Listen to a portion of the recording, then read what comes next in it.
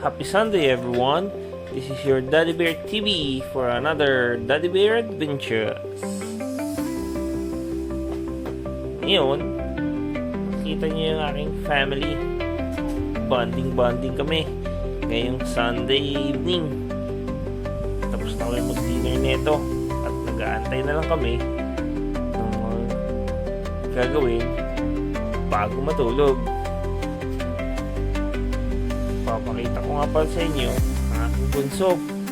Siya nga pala si Ivan the Bunbun. Ito rin ang kanyang ate na busy. Ito ang aming maliit na kwarto.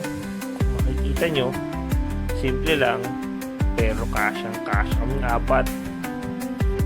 Magpapasalamat nga pala ako sa mga nanood at nag-share ng aking dalawang vlogs. Kalahin mo, umabot ng 1.7 views yung unang kong vlog. At yung pangalawa naman, ay going 400.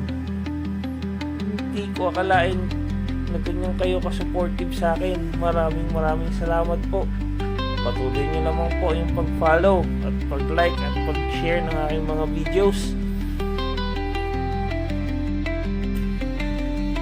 Itutuloy lang po natin tong pag-vlog po natin. Malay natin nandito talaga yung future ng Bear family. Kaya we look forward po to your continuous support sa aming mga content. We will do our best para makagawa at makakreate ng mga makabuluhang videos kagaya nito. Maraming salamat po ulit sa inyo. Gaya po ng huling pangako ko sa aking vlog number 2. Isa-shoutout ko muna yung mga commentors natin. Big shoutout nga pala kina Kuya Julio, Bro Alex, Paring Patrick.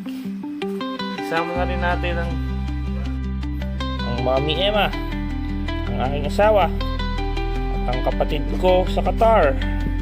Shoutout sa inyo guys. Maraming salamat sa pag-comment sa ating vlog. Continue commenting lang po.